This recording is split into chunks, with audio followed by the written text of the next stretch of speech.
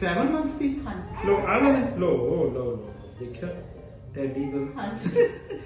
ਅੱਛਾ ਕੀ ਹੋ ਗਿਆ ਦੱਸੋ? ਇਹਨੂੰ ਖੰਘ ਜ਼ੁਕਾਮ ਕਾਫੀ ਦਿਨਾਂ ਤੋਂ ਚੱਲ ਰਿਹਾ ਹੈਗਾ ਤੇ ਪਹਿਲਾਂ ਇਹ ਕਿੰਨੇ ਦਿਨ ਹੋ ਗਏ? ਹੋ ਗਏ ਹੋਣਗੇ, ਹਫ਼ਤੇ ਤੋਂ ਉੱਪਰ ਹੋ ਗਏ। ਕਿੱਥੇ ਰਹਿੰਦੇ? ਇਹਦਾ ਬਰਥ ਕਿੱਥੇ ਦਾ? ਕੈਨੇਡਾ। ਕੈਨੇਡਾ ਦਾ। ਅੱਛਾ ਤੁਸੀਂ ਇਹਨੂੰ ਕੈਪ ਦਿੱਤੀ ਇੰਨੀ ਗਰਮੀ ਚ?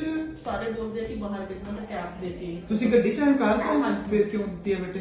ਹਾਂਜੀ, ਇਹ ਤਾਂ ਲੈਂਦੀ ਨਹੀਂ ਹੈਗੀ ਬਟ ਜੇ ਲੈਂਦੀ ਨਹੀਂ ਫਿਰ ਤਾਂ ਆਪ ਹੀ ਦੱਸੀ ਜਾਂਦੀ ਹੈ ਮੈਨੂੰ ਕਿਹੜੀ ਚੀਜ਼ ਦੀ ਰਿਕੁਆਇਰਮੈਂਟ ਹੈ। ਗਰਮੀਆਂ ਲੱਗਦੀਆਂ ਨੇ। ਹਾਂ ਮੈਂ ਇਹੀ ਕਹਿੰਦਾ ਨਾ, ਓਵਰ ਕੱਪੜੇ ਵੀ ਮਾੜੇ ਆ ਬੇਟੇ ਬੱਚੇ ਦੇ। ਹਾਂਜੀ। ਜਿਵੇਂ ਆ ਤੁਸੀਂ ਦੇਤਾ, ਪਸੀਨੇ ਨਾਲ ਸਿਰ ਭਰ ਜਾਊਗਾ, ਗਰਮ ਸਰਦ ਹੋ ਜਾਂਦਾ ਬੱਚਾ। ਹਾਂਜੀ। ਬਿਲਕੁਲ ਨਹੀਂ ਦੇਣੀ। ਕੌਣ ਕਹਿਣ ਲੱਗ ਜਾਂਦਾ? ਸਾਰੇ ਘਰ ਦੇ ਕਹਿੰਦੇ ਕਿ ਕੈਪ। ਹਾਂ ਬਜ਼ੁਰਗਾਂ ਨੂੰ ਹੁੰਦਾ ਵੀ ਜੇ ਕੈਪ ਨਹੀਂ ਦਿੰਦੇ ਤਾਂ ਬਿਮਾਰ ਹੁੰਦੀ ਹੈ। ਇੱਕ ਤਾਂ ਕੱਪੜੇ ਓਵਰ ਨਹੀਂ ਪਾਣੇ, ਬਾਕੀ ਦਵਾਈ ਮੈਂ ਕੰਜੈਸ਼ਨ ਵਾਸਤੇ ਲਿਖ ਦਿੰਦਾ।